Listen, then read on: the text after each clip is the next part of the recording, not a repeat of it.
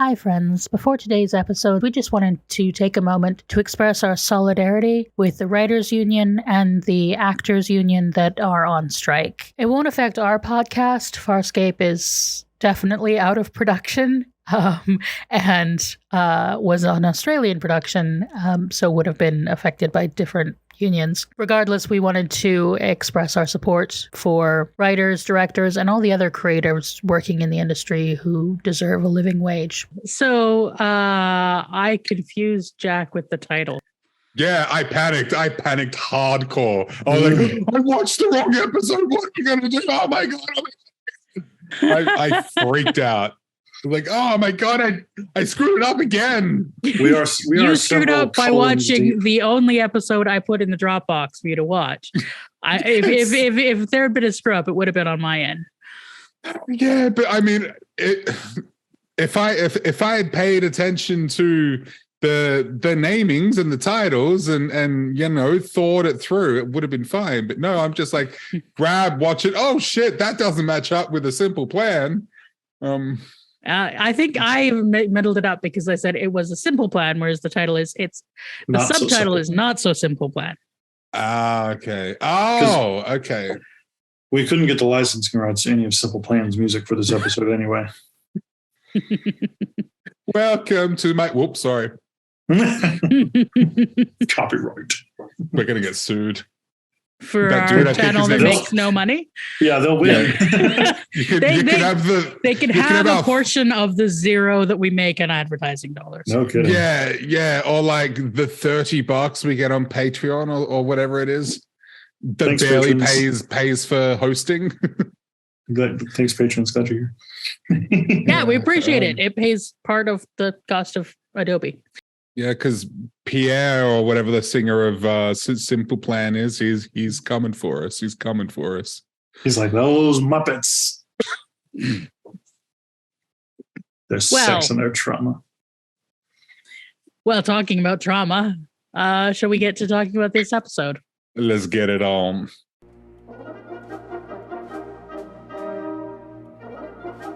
Hi, friends. Hello, puppets. Howdy, y'all. And welcome to Muppet Sex and Trauma. I'm Sara Ezzat. I make the Fat Culture Critic videos on YouTube. I'm Jack Kramme, editor / right-hand man for Passion of the Nerd. And my name is Josh Gosdin, and I'll put hot sauce on anything. And that's enough. Yeah. I dig it. Yeah. Okay. So we... Off to a great start. I think that was a joke that I missed. No, it wasn't a joke. It was a fact. Okay. Yeah. That was the joke this time. That there wasn't really a joke. It was just a random fact about Josh. Random fact about Josh. Okay. Random fact about Josh. Mm-hmm. So we're here to talk about A Not So Simple Plan, the first episode of the Liars, Guns, and Money trilogy. Hell yes, we are. Liars, Guns, and Money, Chapter 1, A Not So Simple Plan, was written by Grant McAloon, who we've previously seen writing Durka Returns, Vita Mortis, and My Three Crichtons. And it's directed by series regular Andrew Prouse. There is a slave auction coming up, and Dargo's son is on the block. They're running out of time to save him, and they have no money and no plan. But guess who's come back? It's Stark. Remember that little get out of execution card he played a few episodes ago? Well, it worked. He has reconstituted himself. And not only is he back, he's got a plan. They're going to get money to save Jothi by robbing a bank. Specifically, a thieves' bank, a shadow depository. That's right, folks, it's heist time. The crew want to take time and plan and discuss it, but Dargo is all in and wants to go now. Now is go time. He looks to John to support him, but John is cautious. Pissed at him, Dargo storms off on his own and attempts to just barge in the front door. It goes as well as to be expected, and once again Dargo finds himself in chains. And he's being interrogated by the owner of the depository, Natira, a kinda sexy, kinda scary spider lady. Back on Moya, Stark says, this will work for the plan. This was the plan all along. The bank will now reset its codes and he can tap into them. And so they have a plan. And here it goes. Zahn is going to pose as a crime boss and say that Dargo was her man casing the place. She will then ask to store some loot for one solar day. And in her case of loot will be Rigel, unconscious and hiding in a statue. When the case is safely stored in the vault, he will escape from her case and move into another case in the vault that has treasure in it while carrying the locator beacon for Zahn's case. When Zahn goes to withdraw, she will be given the case that Rigel is in, and they'll leave significantly richer and go by Jothi. Well, that's the plan.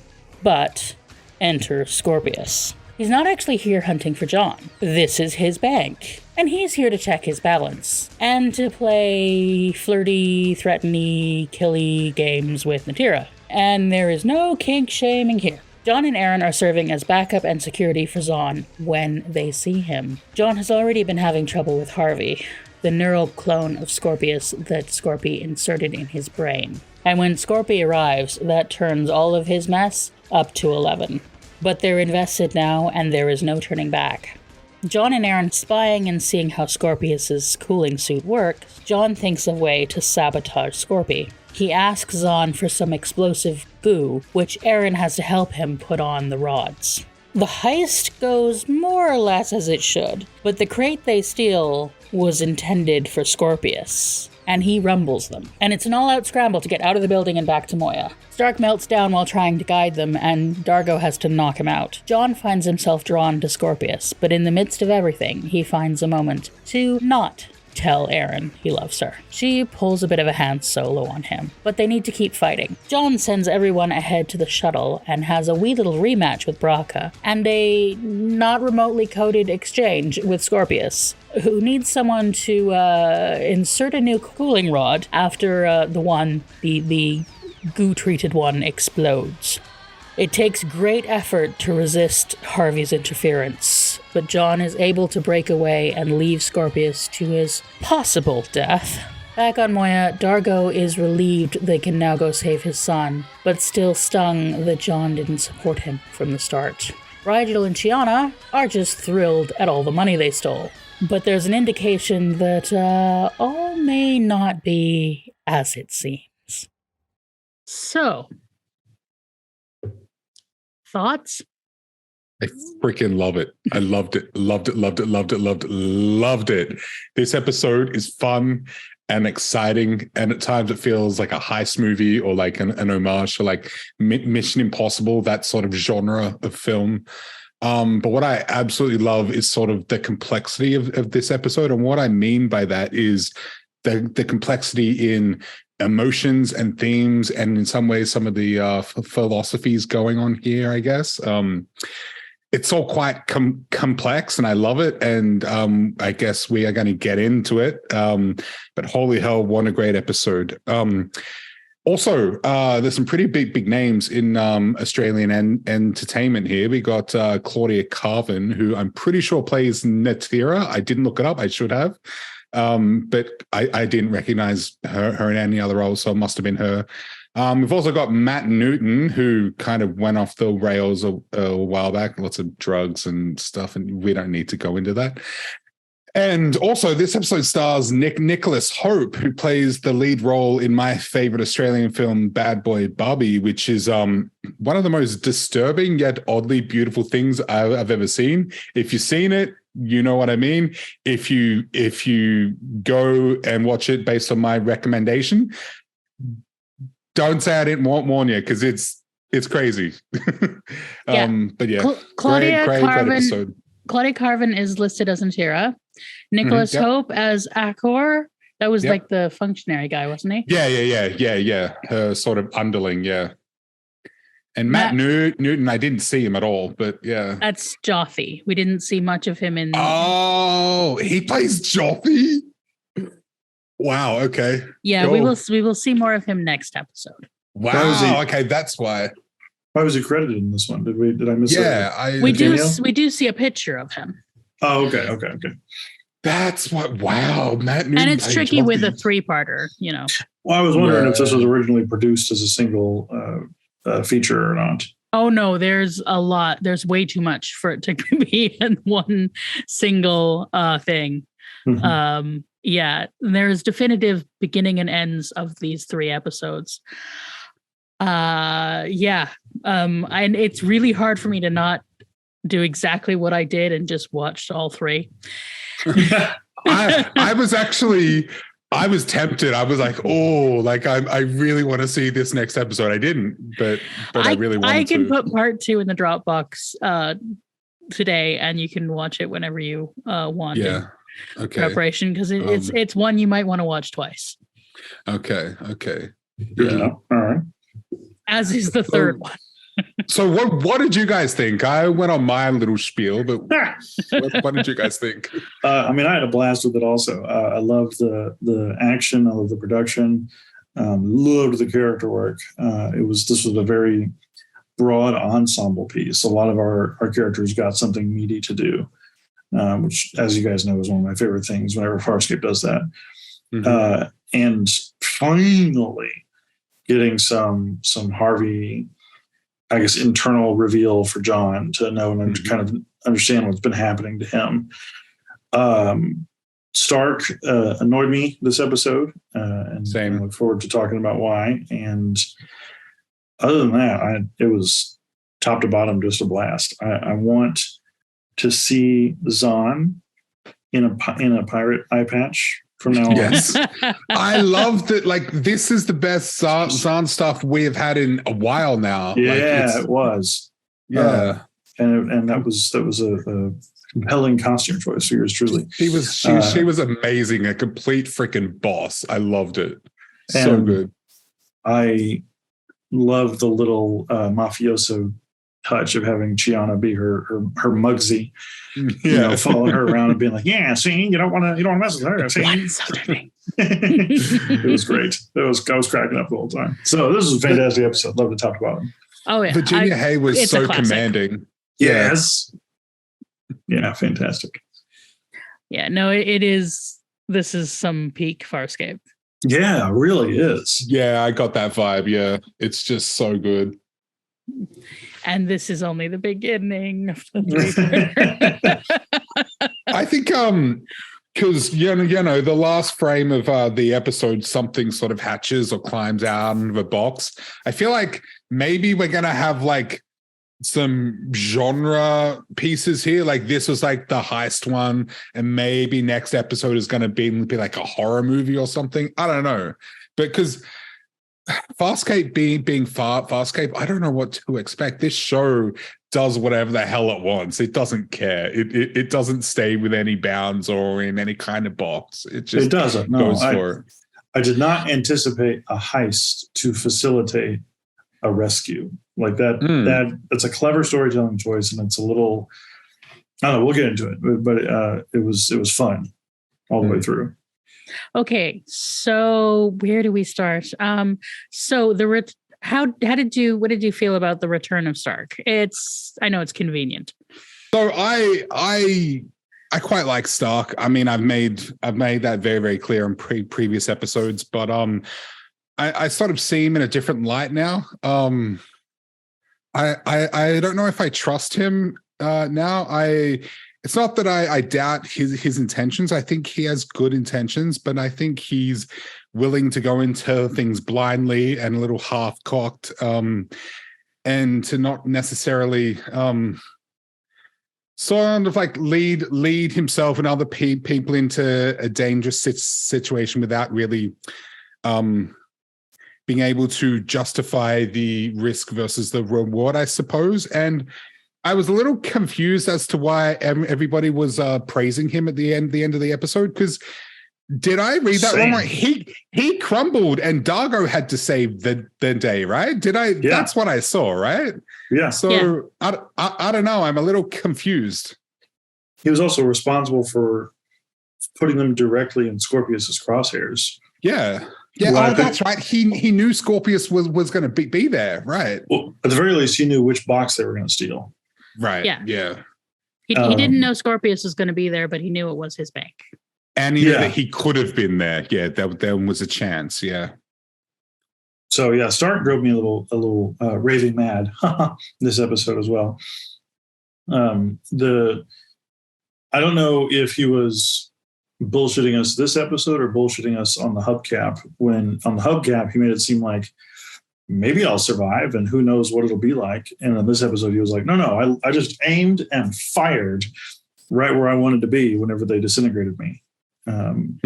So that was a little confusing and frustrating. And then also, I think John was right to call him out on manipulating the situation and manipulating Dargo for his own revenge. Because like he shows up with the plan, he shows up with the blueprints, and is the one who's pushing all of Dargo's buttons about Jotham. And he does that on purpose. Yeah, it's manipulation. Yeah, to get revenge on Scorpius. And so then for Dargo to turn around at the end of the episode and be like, "You are a true friend. You've proven it over and over." That was out of left field. And so weird. In the foreground, I really love the staging, the blocking, I should say, in this scene.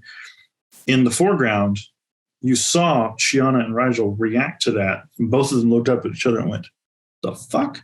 Oh, I missed that. Okay. Yeah, it was great. Okay. Which is why Shiana kind of sauntered back there and was like, "Hey, go talk to John, you dumbass." Oh, okay. Because neither Gianna nor Rigel seemed to appreciate or understand why Dargo was heaping so much praise on Stark. And they were the audience for me. I was like, yes, I'm with you guys. I think it's partly because he felt really bad on the hubcap for his response. So Dargo is overcompensating because Dargo sometimes does that. Right. And also I think like because he's pissed at John, all of his John, like he's like, "I'm annoyed with my friend, so I'm gonna be friends with this guy." That I could see. I could see that. The hubcap one was, I guess, a bit of a reach for me, but it makes sense with him, the character. Yeah, because he was so angry and judgmental at the hubcap and then felt bad about it. And I think the thing about Stark is unstable. He is clearly manic and past PTSD, and he is just like, we know what the chair did to John in just trauma the does amount shit of to time. people. Yep. And so I think like that's what's going on with Stark. Like it doesn't matter how good his intentions are. He's a mess. And I think I find him an interesting portrayal of mental illness. Okay, yeah. Go on, yeah. Like as a person who's, I have had somewhat manic incidents, not a lot, not into more depressive, but I have had some, and yeah, it a lot of what he shows is kind of what it feels like.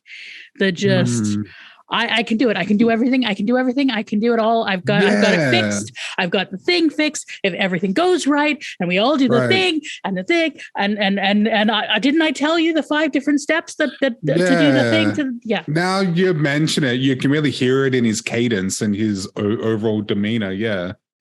Yeah. And I appreciate that reading. Yeah, that helps. And like, yeah, you're right not to trust him, I think. Because he is thinking 20 steps at once and assuming that everything is going to go right.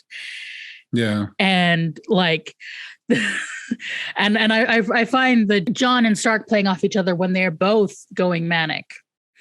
And, when John is when he when he tries to manipulate John and John holds a gun to him. Yeah, again, it's complex. There is so much going on. The complexity, like it is manic bouncing off of manic, and like the way that sometimes people with mental illnesses, we can set off the wrong things in each other. Sometimes you can set off the right things in each other, and it's great. And so I was going to say.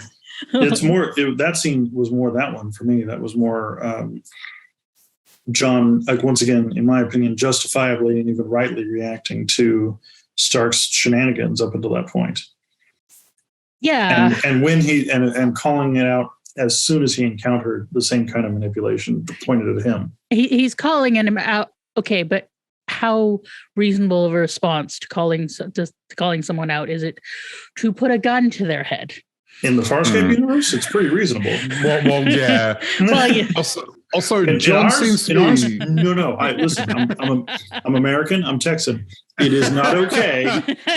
It is not okay to point guns at people when you're in an argument with them in our real world. In Farscape, yes. John seems to. We've seen a lot of incidents now when he reacts to really stressful situations in a very manic, very like almost like a person in the midst of a breakdown, just really like sort of not like losing grips on reality, just sort of like this zero fucks given, just yeah. It's and. God, it's almost like he's experiencing some kind of space dementia at times or something, because he's just kind of going a little wild, I guess. I don't know. It happens a lot. It's the Harvey reaction. Yeah. Like Ben Browder, in my opinion, has made very specific choices about how John reacts when he's battling with Harvey. And it's that same kind of like sweaty, like half twitchy, you know. But we also saw it in Won't Get Fooled Again, and that was pre-Harvey, wasn't it? Or No, that was Harvey. Oh, okay. That's when we learned what was going on. Oh, right. Oh, right. Okay, yeah. Sorry, because we only watched like one episode of Fortnite, I'm really struggling to keep up. Like, yeah. Okay. Yeah. All right. And I think like Stark. A lot of what Stark is like John's trauma distilled. Almost like a shadow self in a way. Yeah. I think he really is from the beginning, from the my side, your side introduction in the cells, when he was like, this is what will happen to you if you stay in the cells. And Stark had found a way to sort of survive being in the chair, which was to play into his madness more than to play it up, or perhaps to just let it loose. Yeah. And feeling we had us through. Yeah. And then John kind of channeled that towards the end as well, when he was singing the Star Spangled Banner. Yeah, I love that bit. So good. Complex. That is going to be the word of the episode, complex. Because I hear your frustration with Stark, and I think like frustration is an appropriate reaction. I think there's a lot of appropriate reactions to Stark, because he is just kind of living like a raw nerve. You know, he is. I love the performance, because to me, I have lived in moments of Starkness, moments, and he plays it as if he is living like that 24/7, constantly, and it's just kind of a there but for the grace kind of thing, like the way this portrayal, and I think as a mirror to John, what John is trying to not become in a way. I like that. I like that reading. I really appreciate that, because it's helped me to just understand him a little better, and to, I guess, not necessarily like just to see him as less morally gray, because as I said, I think he has the best of intentions, but there was something that seemed a little off. But no, reading him as someone who was just manic and like suffering, that makes much more sense, and is less of I see him as less of a threat, kind of. I mean, still obviously a loose cannon. Yeah, he might get you all killed, but it's not because he intended to get you all killed. Yeah, exactly. It's because he really didn't think that that such was going to happen and this was going to happen, because he was thinking, 20 steps ahead. I assume like this is what manic thinking can be like. But not trustworthy. It's still. I mean, it's not even morally gray. It is just wrong that he literally pointed Dargo in the direction of the bank and just sent him there guns blazing. Like, he knew that was going to happen and he did it anyway. That's just straight up shitty. Yeah, even if he had a plan. And he comes back, he's like, this is part of the plan. It's like, dude, explain the plan. I mean, yeah, unquestionably. I was a little. So I was listening to your recap, Sara, and then as I was watching the episode, the conclusion that I came to was that Dargo was in on Stark's plan. Oh. And even the way that Natira reacts to Dargo and Dargo, is just kind of like smiling while he's being tortured. Like Dargo was in on Stark's plan from the beginning. That's why he flew off.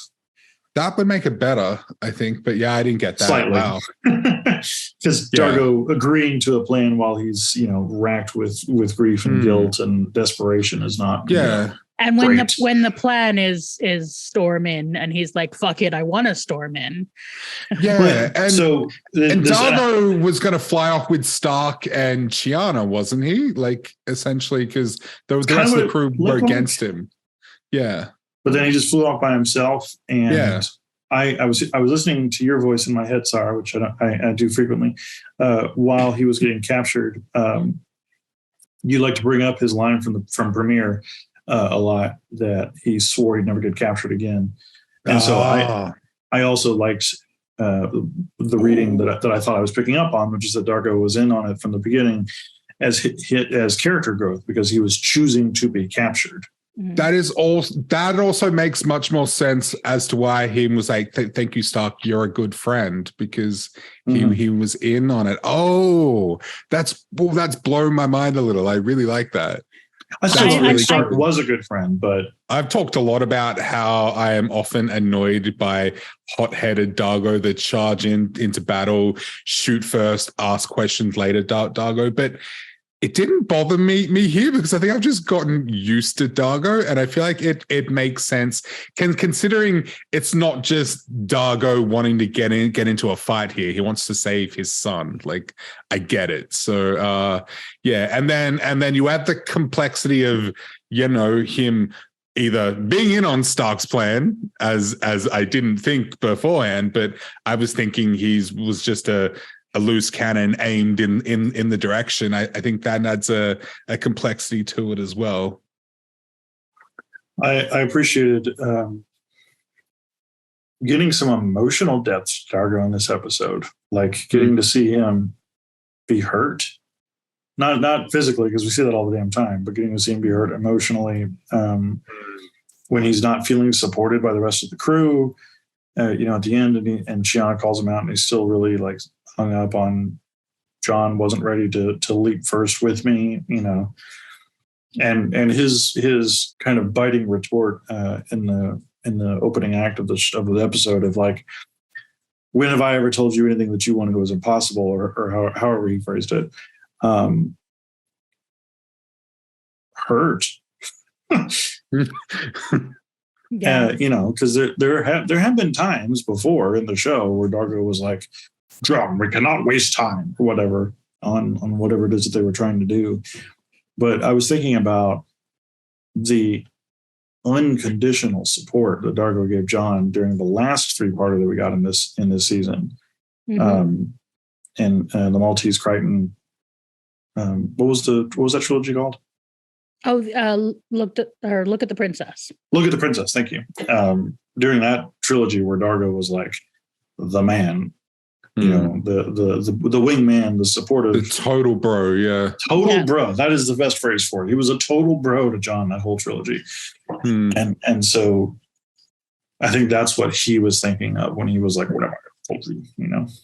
And also when Aaron needed the nerve thing, and it was utter suicide, and he's like, "Yep, I'm with you."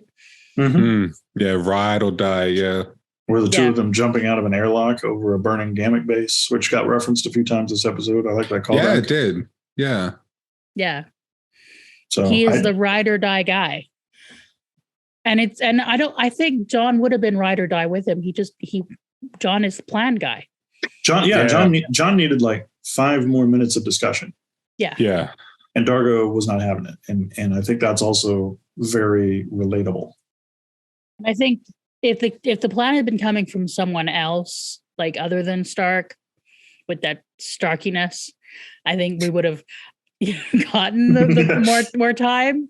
I and think more so like, too. because Stark is like, what? Didn't I tell you all the points of the plan? No, Stark, Right. you didn't stop and actually. Plus, I think the regular crew, they've all had a lot longer to get to know each other and to like trust each other and build trust, I guess. Mm-hmm. So that makes sense. This was a good Dargo that we got this episode. Yeah, I think it's a good Dargo in part because he's behaving badly. But yeah, and such like and I just want to give him a way. hug. Yeah, I just want to give him a hug. Yeah. Like I said, I just wasn't annoyed at him at all, and I'm normally annoyed with that guy.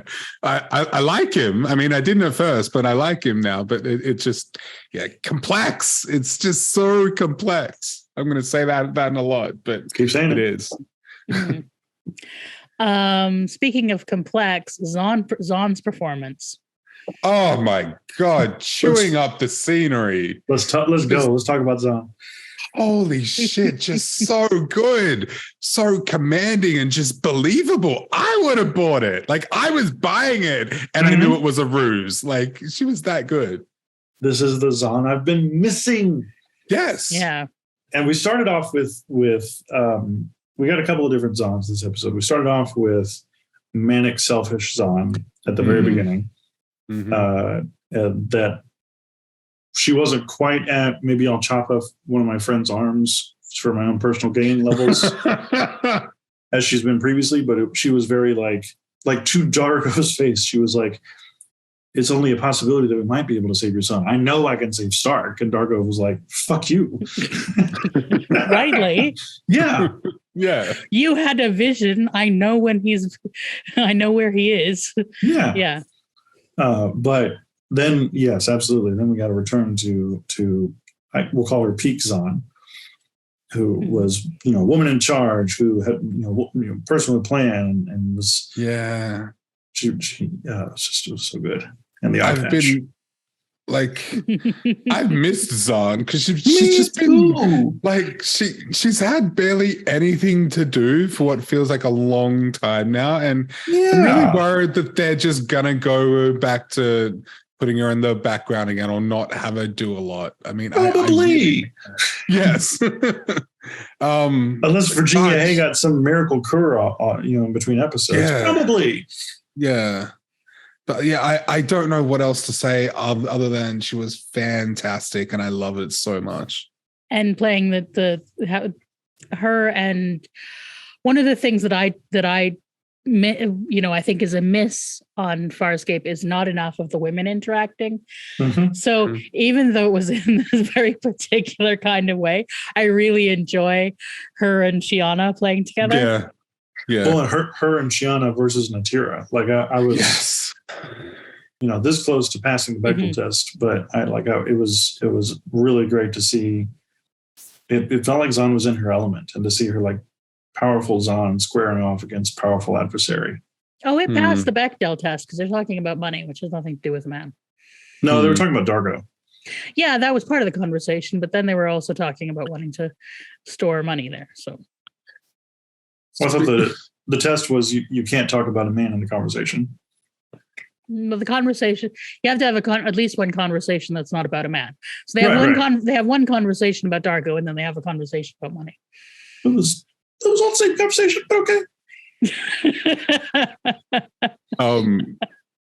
Although I suppose Rigel is the thing that they're talking about. So yeah. He's the ugly statue.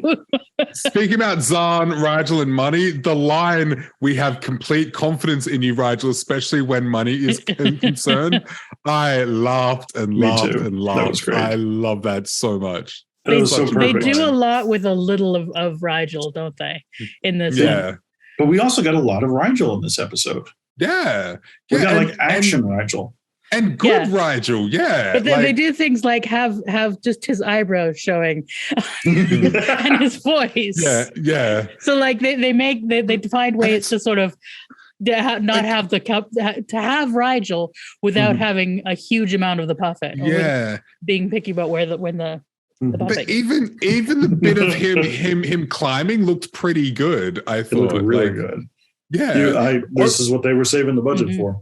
Well, that's the thing. Overall, the effects and everything looked great. The CG looked good. I particularly like the sequence when the big vault thing comes into the room. That looked amazing. So good. That is very good mixing of CGI and practical. Yeah, it was. It was so fucking incredible. Good. Like I was like, who was it? Zahn. She jumped back a bit, and I kind of did too. I was like, whoa, like I loved the bank set. I loved the CG exterior. I loved the establishing shots. I loved the planet. I love the interior. I love the corridors. I love the vault room. I love Rigel crawling around on the honeycombs. Like it was just top to bottom. Even like the video feeds of like the surveillance screens looked really good. Like everything was top notch. And Natira, her design was incredible. So good, right? Like also weirdly sexy. I gotta say, there's something there. Did I not say one of my favorite alien designs was coming up? Yes, I feel so validated. Thank you, Josh, because I'm like, am I a little weird? No, I mean I am. We're all there. If you are, so am I, and me. Because I was like. Damn, like I was terrified, but also a little aroused. That's Natira for you. I didn't get the spider motif until you pointed it out in the summary, Sara, and I feel kind of thick. But just you wait. We have more Natira to come. Okay, good. But now, like looking back on it, all of the vaults had 8 sides. There were octagons everywhere. And so it's like, oh, when you said that. And she also reminded me of the Rachnos Queen from Doctor Who. Very similar headpiece. And I was trying to, I guess, shake off that association while I was watching this episode. He also reminded me a little bit of the Bone Eater. Who was that again? Oh, yes, Emily. Emily. Yeah. Yeah, and having just finished Mass Effect, I think they were somewhat inspired by Farscape. Yeah, from the imagery I've seen of Mass Effect, that makes sense. I mean, Claudia Black plays at least one role, plays a couple roles in there, so it's not really surprising that they were definitely taking inspiration from the Blue Ladies. And there's one particular one that called Samara, who is just brain stop function, who I think has a lot of character design owing to Natala. She's just it's quite remarkable, and her and Scorpius is. I love that. They've definitely got a history there. There's a history. Pretty deep history. Some shit went down there. I also loved how like Natira on her own is quite an intimidating figure, very commanding figure, but even she sort of bows down to Scorpius in a way, like she's scared of him. So that shows you just how much of the commanding figure Scorpius really is. Like he's always seemed like scary, but to have Natira back down to him is just like, wow, okay. But yeah, don't worry, she's not going anywhere during this week. We got more Natira in the 3-parter. Good. Okay, good. She's so great. She's and so more good. of this set. Oh, cool. Good. Okay. Cool, yeah. You don't build something like this for one episode. No, that's true. Yeah. No, I mean, some people might, but not on Farscape's budget. No, of course not. We're going to use this thing, damn it. Yes, we are going to use this thing. So yeah, the Scorpius and Natira is. I also love that she was trying to take him out as well. Everybody wanted to get rid of Scorpius here. And I don't care. The show's trying to be ambiguous, but that man is alive. He's not dead. There's no way. No way. You do not take out such a great villain like that. He is absolutely dead. A character that good, if you're going to kill them off, you do it in a spectacular way. You don't see a hand reaching for the rod and then, that sounds like a euphemism, but it's not. I'm being quite literal here.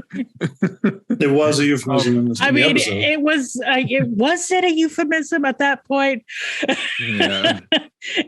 It was very, the subtext is becoming text. Stick the rod in, John. John, just insert the rod. John, insert the rod. Insert the rod. Insert the rod now, John. No, I'm just like, you're not my type. I'm just. That whole sequence is incredible, though. The way it's written and the way it's performed. Ben Browder once again knocks it out of the freaking park. I also wasn't expecting it to turn out the way it did. I thought that John wasn't gonna be able to resist putting the rod in Scorpius's. Yeah, putting putting the rod in Scorpius's head. Whatever. I'm just gonna say it, which sounds like a euphemism again, but I'm being quite literal. It's Farscape, right? Yeah. And they knew what they were doing. Yeah, and then he even crawls away singing Star Spangled Banner. Just what a completely loopy thing. I just loved it. It was so good. Yeah, well, I assume he's doing that to drown out Harvey. Yes. Yeah. He was. Yeah. That's right. Yeah. It's like you go for the sort of thing that you remember from childhood. This thing that just has that sort of core memory thing. Mm-hmm. I don't know that I would be singing "Oh Canada" in that moment, but Canada doesn't have the same relationship to that stuff. I was going to say we were having a conversation before the recording started. It is entirely reasonable that is a core memory key for any red-blooded American of the 90s. Yeah. Yes, it makes complete sense. It's not a very good song, and the Americans are all going to hate me for saying that. Well, it's been real having this channel. Thank you. You have better songs. All right, cool. It's been great doing this podcast. Look forward to our numbers collapsing momentarily. I don't understand why it isn't America the Beautiful, but it's kind of like, why on earth does Britain have God Save the King? That is just the worst. Yeah, it should be Land of Hope and Glory. Yeah. I feel like America's beautiful. But again, a really complex scene, complexity in that scene. Crichton really wants to just destroy Scorpius, but because of Harvey in his head, he just can't do it. He just can't. He wants it so bad, but he can't. Wait. Well, I tried to hold off us talking about John, but you just jumped the gun. Sorry, I got excited. It sort of came early, as it were. Yes, I was trying to lead up. We're never getting out of this. We're never getting out of this. Sara wanted a bit more foreplay in this conversation, and she got it. So let's talk about Aaron and John. Damn it, Sara. I have to tell you how I feel. No, you don't. It's so good. Complexity. Like that second, no, you don't. The softness in her eyes, the whole, my freaking heart. I can't even formulate a cohesive sentence here. It's that good. I love the moment where he reaches to kiss her to silence the noise in his head. That one was cool. I like that too. I do wish in that scene that she kind of kissed him back, but I get why she didn't. I thought we were gonna get the first like proper loving smooch from them, both of them, and it wasn't quite that. But Aaron had more pressing shit to take care of, so of course it makes sense. It was very much the Last night was great, John, but we have other things to worry about right now. Aaron. Mhm. Yeah. As was her, no, you don't need to tell me. I know, and we have shit to do. Like, Yeah, you're right, Jack. You're absolutely right. It was the second, no, you don't. That, oh my God. And just the way that Claudia Black softens her whole demeanor. Yes, for that line. So fucking good. It's like we get it was like a crack in Erin's armor, and we got to see her vulnerability for a moment, and it was good. Not even a crack. It was like here I am. Yeah, like if you've ever, I don't know if anybody here has any experience baking, but if you've ever let the dough rise and it looks all like big and everything like that, and you poke it and it goes. That's what we got with it. We got she just, everything just was so good in that scene. She was like a deflated dough. It was beautiful. That is the metaphor I just used. I really like it. Yeah, my mind went to the famous I know. Yes. Yeah. Well, we actually get a bit of a callback to that later on in the episode where she actually says, I know, when they're talking about it. And I think that's kind of what they were doing. I think it was a callback. Yeah. Well, I mean, that is one of the absolute standout, moments of science fiction. Oh, yeah, of course. I love you. I know. Yeah. Yeah. So, yeah. I'm just my heart, man. Oh, people who know what's coming. So in this episode, we got John and Zahn trying to support Dargo, and we got Aaron and Chiana trying to support John and Zahn. Like, it was a lot of like, this is my person, and this is who I'm going to look after, kind of scaffolding amongst the characters. Complexity. And then, of so course, much going on. Chiana was doing a lot of emotional heavy labor in this episode too. And I loved her very, like, not bratty, not emotional, not any of the things that we've seen Chiana so far. When she was tending to Dargo after he got back from being tortured, tickled, and John comes in to chew out Dargo, and Chiana's just like, can you not right now? Yeah. Like, kindly fuck off, please. Yeah. To me, it was one of the most, like, girlfriendy, boyfriendy kind of moments that they've had so far, other than stick around, John. and then complimenting and contrasting that with, what about your other tortured friend? Yes. When he is better, and when he is, like, transferring all his friend feelings onto Stark, and she's like, no, John is also a mess. And like, yeah, like, who is your friend here? Love that scene. That ending scene was so good. And I think this is, I mean, I loved Crackers Don't Matter. I loved, Won't Get Fooled Again. We've had some really great episodes this season, but I think this one is my favorite so far. Is anyone out there tracking which episode is Jack's favorite? Because I know I say that a lot. I say that basically every episode. I know, because all the really great ones, yeah. I don't know. Maybe when we do the season recap, I'll have a different answer. But I just this episode was just so good. Like, on the surface, it's this, like, heist, super exciting, like heist Mission Impossible kind of thing. But then there's so many good character moments, and we see all the different mechanisms within the interpersonal relationships, and it's just complex. Like, it's on the surface, it doesn't look like much, but there's so much going on here that you don't really see on the surface. One might say it is not so simple. Yay! There it is. Well done. Well done. Proud of you. Yes. I kind of pleased with myself for that one. You should be. That's what you should. That was good. That was fantastic. that was top tier. Well done. Yeah. You're not supposed to stop and congratulate yourself, but yes, you are. Absolutely, you are. Oh no, you should. Self-affirmation, self-love, Sara. Especially for a call like that. Come on, that was really good. Yourself on such a great joke. But on things that are not so simple, the whole John and Harvey and Scorpius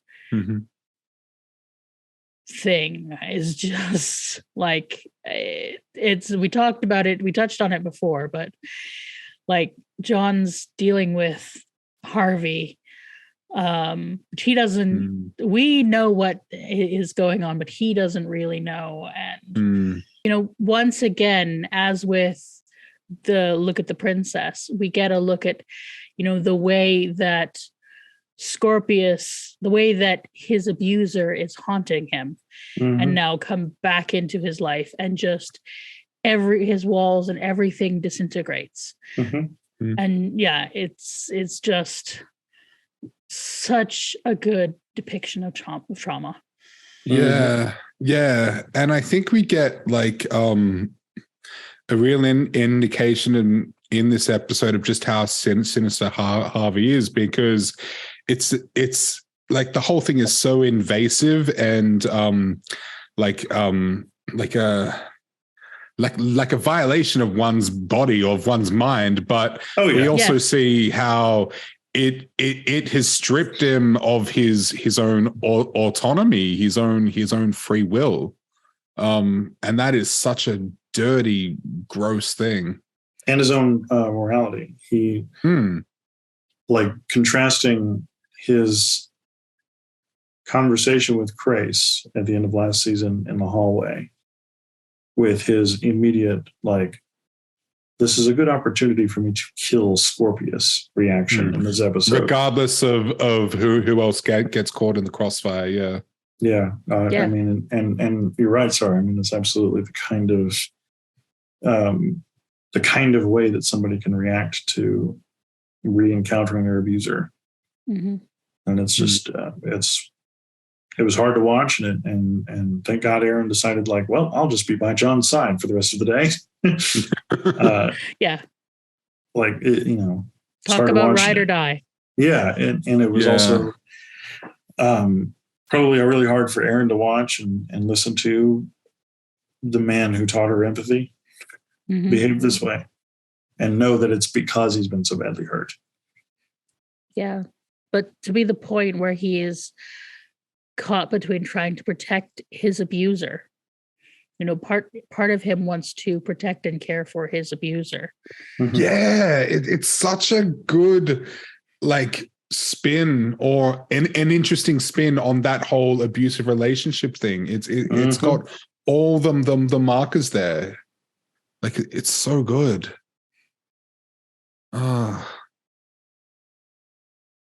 Yeah, it is just remarkable writing and performance from both of them is just like they go there. And they go there very well. And there are explicit ways in which it is sexualized. Yes. Because you have partly because of having Natira there, and Natira and Scorpius having reflections, there being sort of reflections on them and Scorpius and John, because like she's helping him bleed off his excess heat, and like there is a sexualized aspect to the rods there, even if it wasn't a rod being inserted. And like, I want you to put that rod in me, John. Sorry. Sorry. I'm so sorry. I'm sorry. I am so sorry. No, you're not. No, you're not. I'm not, but I feel like I have to say that. I'm sorry for cutting you off, but I'm not sorry I said it. Well, I mean, you sort of have to cut me off, because if I finish that sentence, we start to get into problems with YouTube. We're already there, though, I think. It's a good thing we aren't monetized, because we'd be demonetized like anything. But yeah. God. Yeah, like I feel like they're showing us Scorpio's relationship to pain and that sort of thing, and then it sheds light on his relationship, and his treatment of John, that just adds an extra layer of what this abuse is. Yeah. Even though it's metaphor abuse. I mean, like, it's literal torture, but also, like, in a lot of ways in the story, it's kind of presenting us a metaphor for abuse. Well, all the markers are there, all of them. Yeah, you're right on the money. Yeah, it is just, by using this metaphor, it's using it to really shine a light on the damage that abuse and violations do, like, to a person's sanity and trust. And we see it in Stark, because Stark is kind of using this as a reason to harm Scorpius. Yes, not even kind of. Yeah. and he's so reckless after all that he's endured. Yeah, loose cannon, but it's understandable. It makes sense. So there's another thing I want to draw our attention to while we are in dark spaces. Sure. Which is the use in this episode of slavery. Okay. And in this three-parter as a whole, because we're going to revisit it, is that this is a universe in which there is slavery, and we are only concerned about one single person. Yeah, out of 10,000. And there's sort of like the whole thing about Stark coming from a slave race. Like, it's in very interesting story waters to be drawing from. To have a world in which there is a race designated as slaves, and our heroes are not thinking about abolition or freeing the slaves. They're thinking about saving one kid, because that's all they can. That's all they can do. Yeah. But I wanted to draw attention to the fact that they have brought slavery into the story world in this way. And I think we need to always take note when a story does that, because that is drawing from one of those top shelf things that you shouldn't draw from lightly. Definitely, yeah. The big build-up to finally getting to wherever the hell Jothi is and what that's going to look like. Coming. Yeah. And knowing that he's at a slave auction, like, I have been very curious to see what they're going to do with that. Because this is Farscape, and they so far, don't really seem to miss all that often whenever they bring in some kind of a real world allegory. Yeah. There have been a couple of misfires, but for the most part, they take serious subjects quite seriously, and I really hope that's the case here. So it would be terrible if we get to like the mines or whatever, and it's like a crackers don't matter, like silly comedy full of capers and stuff. Like, that would be terrible. But I don't think that's what we're gonna get. I hope not. So that was not kind of what we'll get. Okay, good. That was kind of what I was alluding to earlier at the beginning of our discussion of, like, of the many things that I was expecting us to have to do or to try to do to get Jothi to rescue him, I was not expecting us to first have a heist so that we could have enough money to buy him.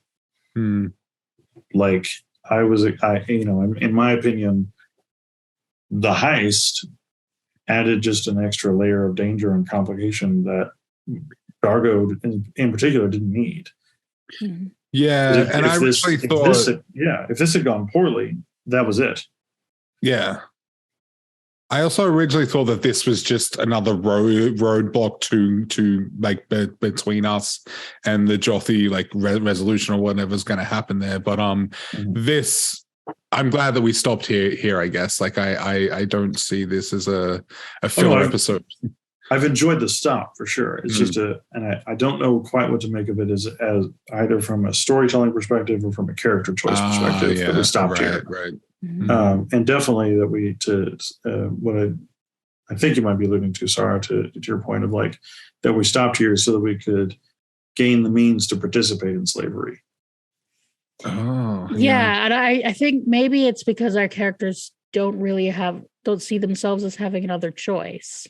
Yeah, sure. Like they could be going up against some galactic empire that's just impossible to beat. You know. Yeah, like, we need parts 2 and 3 to get some context for the two of us for sure. Yeah, but I definitely, I completely agree. There, it's they're literally buying into the system and keeping it going by buying him. If we can pull off a heist, can we just as easily break into wherever Jothi is being held and snatch him? Yeah, like what's the difference there? And I hope there is a difference. There is a way that they show us that it just wasn't an option. Otherwise, that sort of soils it a little bit for me. A little bit. Yeah.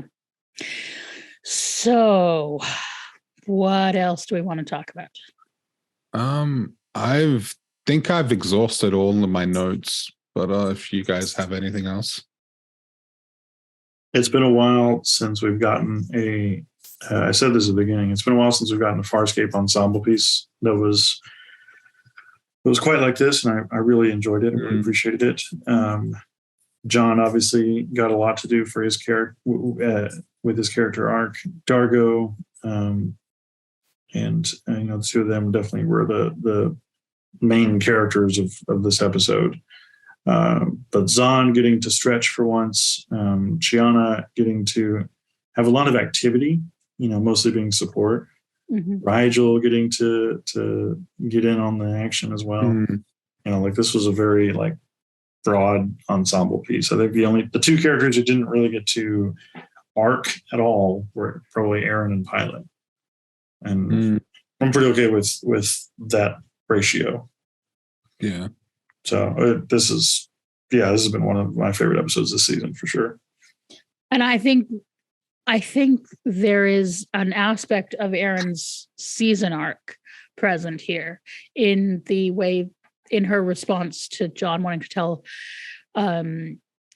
tell her he loves her. Like the overall arc of her, we know she knows she loves him. She knows he loves her, but it's been a struggle for her to be able to get involved in the relationship, to be able to have to say these things and do this. So this is, although she doesn't arc in this episode, there is an aspect of her season arc that intersects with this episode quite nicely. Yeah.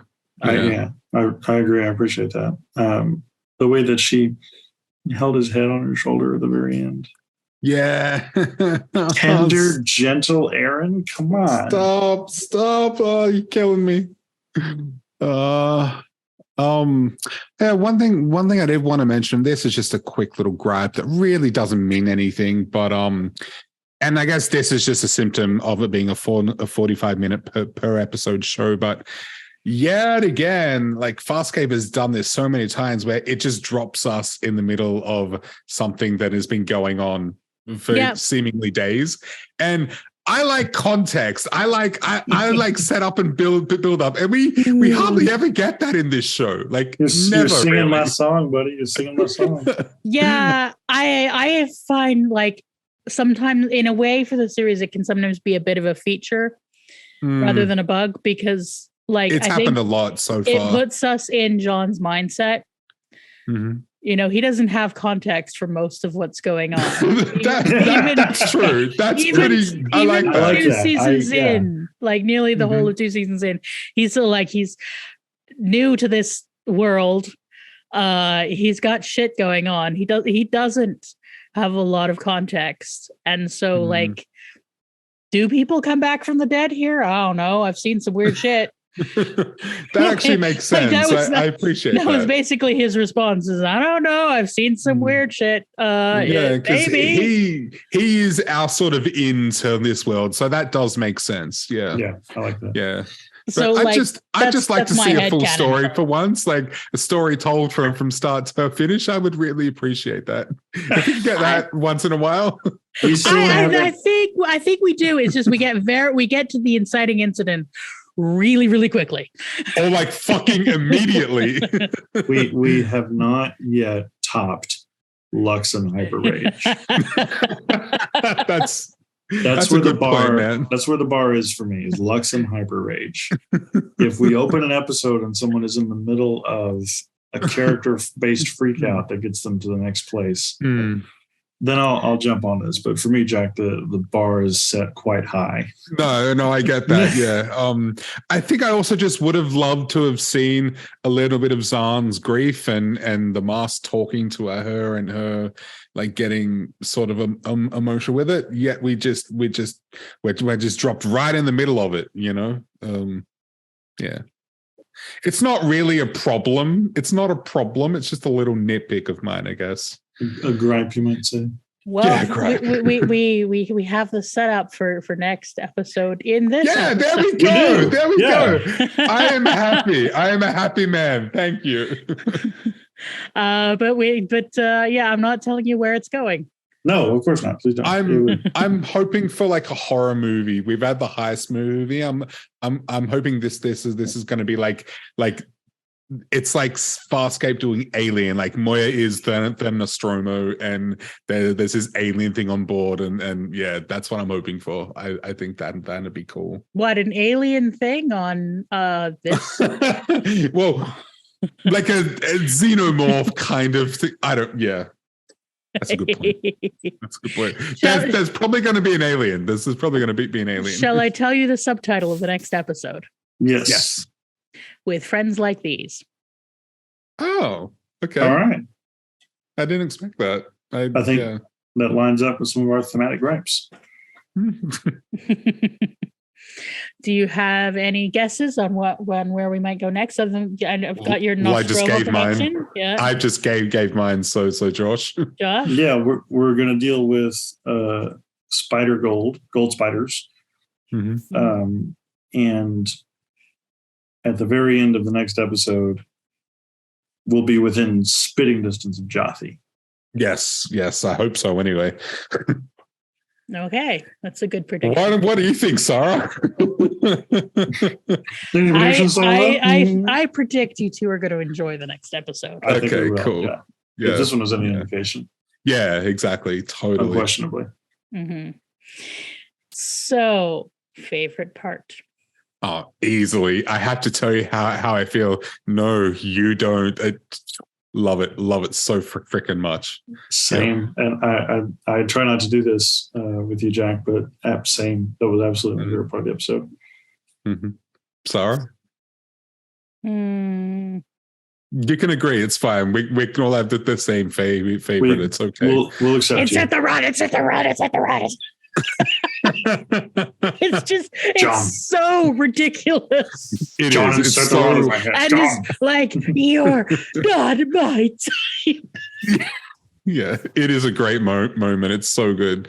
The high energy of it's great. The pressure and the resistance, and it's just like I know my heart goes out to the Aaron and John moments, but like just for the sheer drama and the everything. Absurdity of it, yeah, and like and John and the John finding his way to stand up against Harvey, in that vice between Harvey and Scorpius, and just like it's powerful, finding that inch to hold on to his. I'm not even sure sanity is a word you can use. Sense at that of self, point. I think. But sense of self. Finding that something to hold on to himself, even though it's the anthem of a country I'm not particularly fond of. It Same. means something to him. And it's he holds on to himself Mhm. in that moment, and that's why it's my favorite part. He holds on to his rod. Yeah. Mm. He holds on to Scorpius's rod. He holds on to himself so hard. Oh God. In some ways, we're all still 12. It never really leaves us. And I'm gonna ask, it's always there. Do any of you have favorite bits of design? Oh, Netira and just the whole set design. Everything was just amazing this episode. Yeah, the set design was amazing. I like I said, I also really love the CGI exterior shot of the bank itself. Like that was gorgeous. The vault moving through the little like passageways and the little like hall, although the big hallway thing. Yeah. Yeah, they really just. We didn't even talk about the Braca rematch. That was good. It was a good moment. Is the second one ever really better than the first? Bah! But also, Braca letting that dude get fucking filleted. Braca is a ruthless motherfucker. And and I don't know if you guys saw this, but the blood stayed on the wall throughout the rest of the scene. Yeah, that was gruesome. That was gnarly. Yeah. Yeah. God, what an episode, man. Holy crap. It's just complex. Yes, I'm ready. I am so ready. I'll put it in the Dropbox. You can watch it as soon as you like. I don't think I've ever been this excited for an episode of Farscape yet. Like this is, yeah. And we have 2 more episodes to go. And then a 4th, and that's the finale. Yep. Yeah. We should have a guest for that one if things work out. Awesome. Yeah. Oh, you're not ready for the finale. Okay. I'm scared. I'm scared but excited. Good. Love that for us. Excellent. And then season 3. Yeah. Right. So let me see if we've got any comments from our. Oh yes. We do have one comment on the ugly truth. Okay. Y'all need to be doing this weekly. You guys. That's same. We agree. That's fair. That's fair. We sometimes do record them weekly. But it's a lot. We try to record them weekly. It's just we're a mixed bag of like busyness and health problems and tiredness, and it actually does take some time to edit these. Yeah, absolutely. Sara puts in a lot of hours to get looking all pristine for you guys. We're bi-weekly, so we can mostly stay on schedule. Really, if we try to do a weekly release, that'd be much more difficult. But we hear you. We really do. But you know what? And thank you for wanting us. Yes. Yes. It's nice to be loved and wanted. Everybody loves somebody sometime. Everybody loves somebody sometime. It's not unusual to be loved by anyone. We didn't get any new patrons since the last time. That's okay. That's okay. That's okay. You guys, listen, take your time. We'll be here when you're ready. When you're ready. There's no pressure. Look, absolutely not. This is free entertainment, but if you want to give us a little money for it, you can. But it's all right if you don't. It's all right. Center, you can do it. Yeah. Yeah. Listen to him, actually. Don't listen to me. Listen to Josh. Don't listen to me. No, I'm just. So, and with that, where can people find you? You can find yours truly on Twitter at Lack of Surprise 1. That's all one word with the number 1 at the end. You can find me on our Discord server, Howdy Poppets. You can also find me on Instagram at Jack Kramme, lowercase 1 word. Josh, what about you, sir? I'm also on Instagram at Josh Gosdin, all lowercase, all 1 word. Sara? I am on YouTube under the Fat Culture Critic, and you can also find me on Twitter and on Blue Sky now. And those links will be in the doobly-doo. So we will see you in 2 weeks. with friends like these.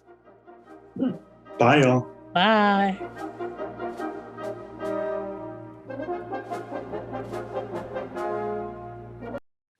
I've got a lovely bunch of coconuts. Doodly doodle. Diddly-dum.